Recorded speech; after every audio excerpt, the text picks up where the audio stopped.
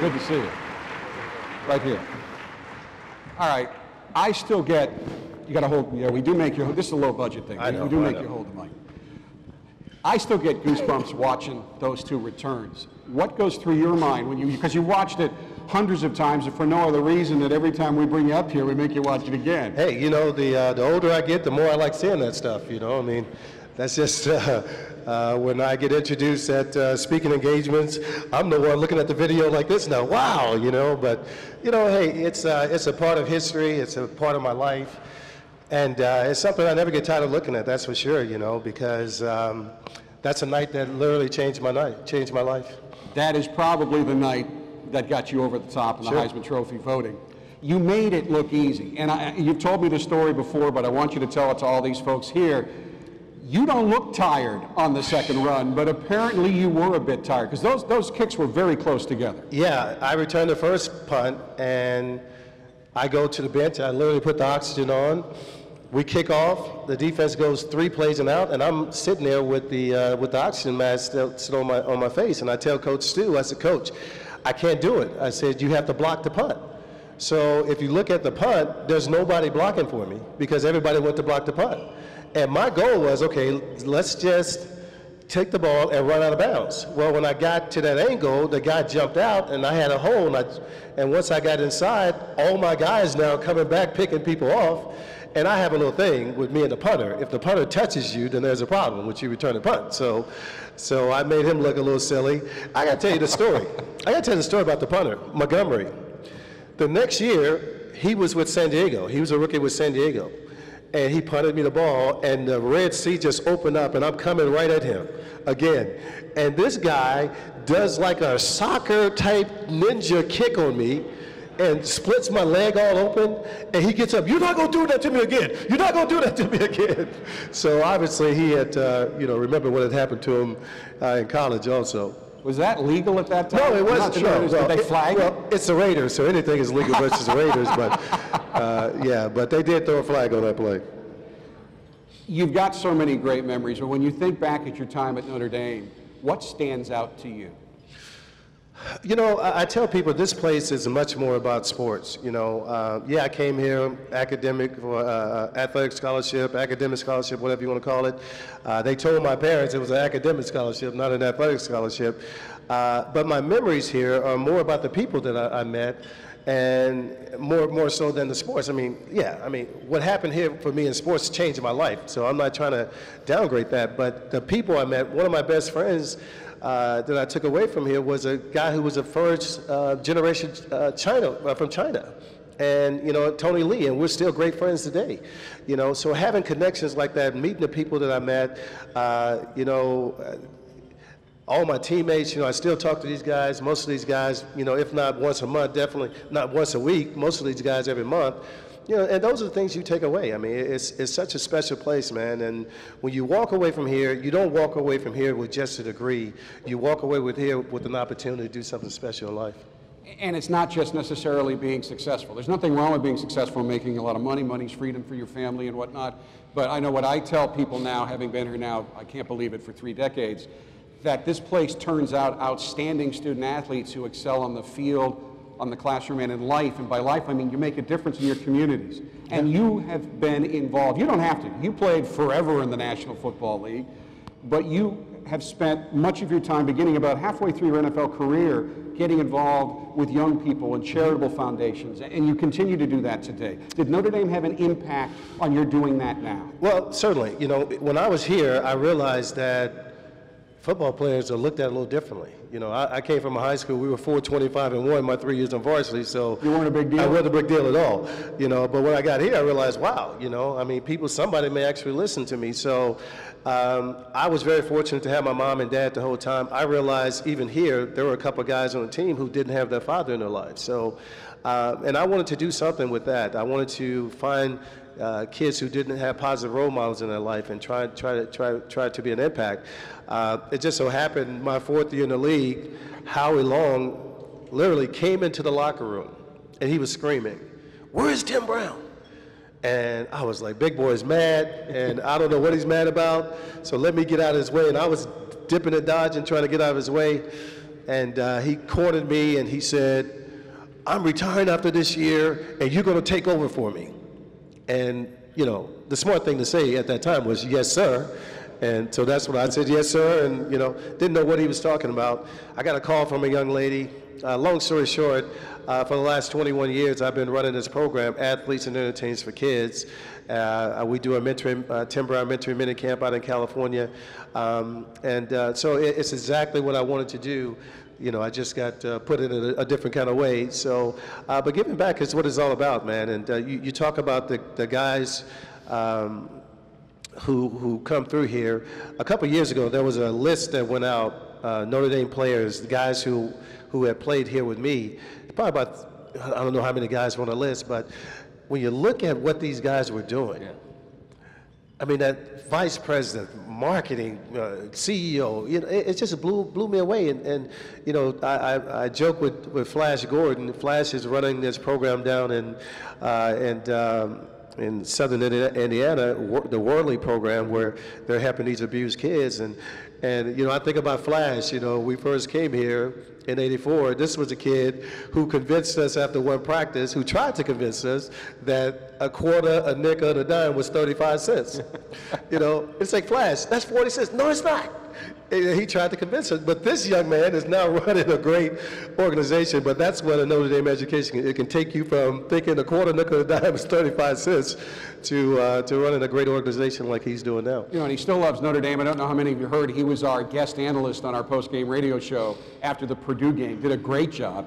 I'd love to hook you up with that, but I don't think we pay enough to get you on that. Well, you know, sometimes it's not about the money, but we could always talk about that. I'll be contacting you about that. You have written a book, The Making of a Man, How Men and Boys Honor God and Live with Integrity, really about your life story. Why did you write the book? Well, you know, a lot of athletes have written books about their exploits on the field and some off the field, but I wanted to take it a little different, a little deeper, and get into the spiritual aspect of it, because even things that I learned here about myself spiritually, some things I'm not proud of, some things I am proud of, and we really want to go in depth with that, because I believe that I have been given this platform for a reason.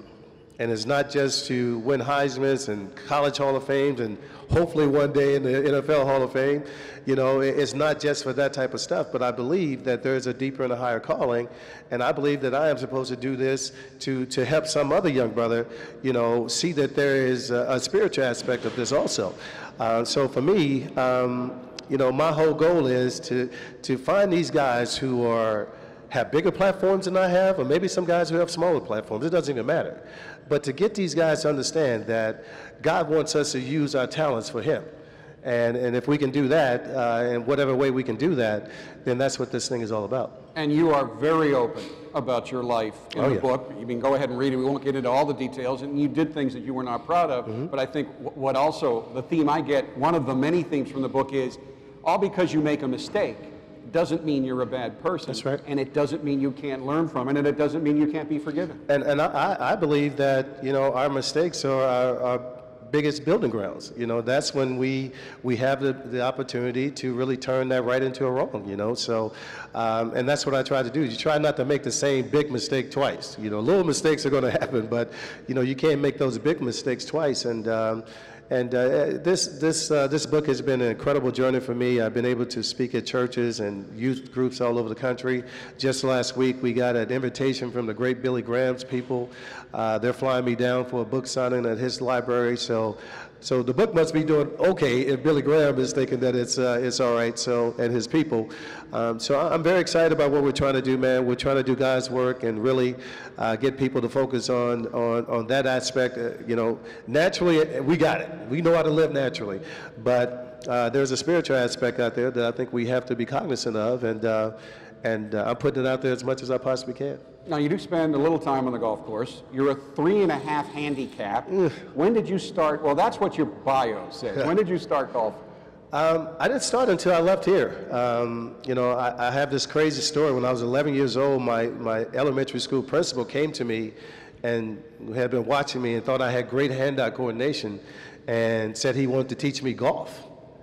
And I literally went home and told my mom this man had cursed me out, because in inner city Dallas, golf was like something to even think about. So that's one of the big mistakes of my life, not taking him up on that. But I didn't start, I used to play tennis.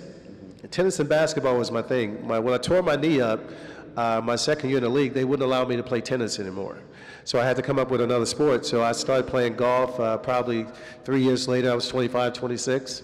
And my swing is ugly. It's really ugly, you know, but I have a way of finding how to hit that ball straight, and we just keep swinging at it. You may have seen him on the Golf Channel in the NFL Challenge Puerto Rico. Now Jerry Rice's team won. We were pulling for you, but you also use it, your skills in golf and your love of golf, as a fundraiser. You host a couple of big tournaments I want to talk about. The first one, you just hosted your 20th tournament, you smart guy, with Kathy Ireland. How did that combination come together? You know, I mean, every once in a while, a man got to do what a man got to do, you know. So, you know, Kathy is a great Christian lady, and she's been a part of this Athletes and Entertainers for Kids charity before I got involved.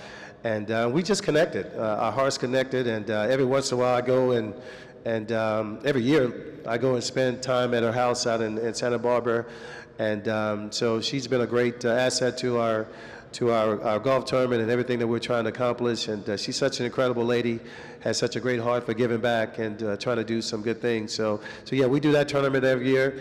Up here, I'm a part of, I don't know if you guys have heard of 5 Star Life, but it's a charity up here that is trying to combat the kids who are dropping out of school. 7,000 kids a day drop out of school around the country. And what this program has been able to do is take the kids in the Michiana area and really flip that number on its head. So I was out at the new facility we have up in Union, Michigan this morning, and really looking forward to bringing that program out. We're doing great here in the Michiana area. We're down in Texas now, looking to go to California, all over the country. But I had my golf tournament here at Warren's Course this past summer, so looking forward to building that to a real big thing here in the next couple of years. Is it going to be at Warren again next year? Yes. Okay, so just get in touch with Warren if you would like to play in that. I do have to ask you what Lou Holtz means to you, because I know he made a huge difference in your life and career. Well, I mean, Lou is, he was just everything. It's just amazing how a man can see something in you that you didn't see in yourself. You know, I came here with one purpose, and that was to graduate from the University of Notre Dame. I really could care less about football. And after my first play, my freshman year, I think everybody agreed with me that I could care less about football. So for those of you who don't know, I fumbled the very first opening kickoff of my freshman year. So, but you know, when Lou came here, it was at a time in my life where, okay, I was over the hump academically, things were great there. I was playing a little bit more, you know, my sophomore year, so I was happy with that. But you weren't a featured guy. No, absolutely. No, not at all. So when Lou came in and he started saying all these great things about me, first of all, I was trying to figure out who he was talking about, because I just didn't believe some of the things that he was saying. But he would take me in every day after practice and show me what I was doing on the field. And after a couple of weeks, I got it. I understood that I could give more, I could be better, and the whole thing just manifested itself exactly the way he said it would, if I trusted him and believed in what he was saying. So, yeah, from that standpoint, he changed my life, there's no doubt. Without him, I don't win the Heisman, and without John Gruden, I'm not in a position to be in the Hall of Fame. That's just, that's clear, it's just the way it is. And I'm glad you mentioned that. Heisman Trophy winner, College Football Hall of Fame, 9-time Pro Bowler, 19 years in the league, Mr. Raider, on a team that was known for being edgy. He was the leader. Has anybody explained to you why you're not yet in the Pro Football Hall of Fame? Oh boy, you talk about. Does that bug you? Well, it bugs you because you know, you give your heart and soul to something, and you want to be rewarded for it, no doubt about it. But at the same time, you know, my wife and I were in London last week with the Raiders, and my good friend Andre Reed was there, and he just went in this past year. And man, he was telling the whole world about him being in the Hall of Fame. And my wife after a while was like, if I hear Hall of Fame one more time. So I don't want to be that guy, but at the same time, I certainly understand his excitement about being in the Hall of Fame. But hey, you know, I'm hoping and praying that... You're nominated again. Yeah, I'm up again. That, you know, Chris Carter went in. I mean, obviously Jerry went in, Chris Carter went in, Andre is in. I am the last of the 80s receivers.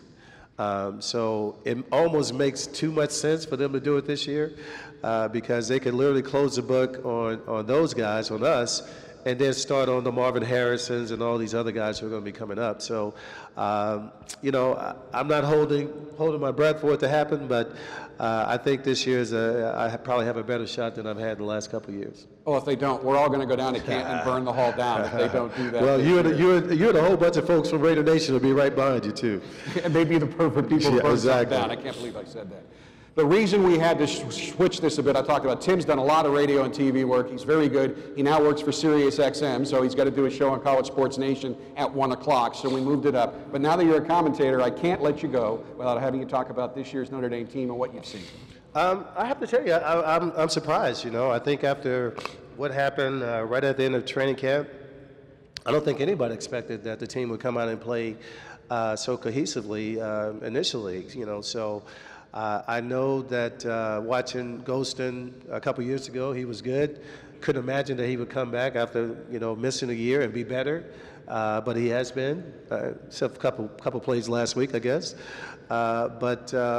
You know, so it's been impressive. It's hard to believe sometimes that one guy can make such a difference in a team, but I guess if it's a quarterback, then that makes sense. So, but I think as he goes, the team is going to go. If he plays great tomorrow, I think they'll win the game. If he has a couple turnovers, then it's going to be difficult. But I'm very proud of these guys, man. I'm very proud of Coach Kelly pulling these guys together. I think with what they went through at the end of training camp, that could have tore this team apart.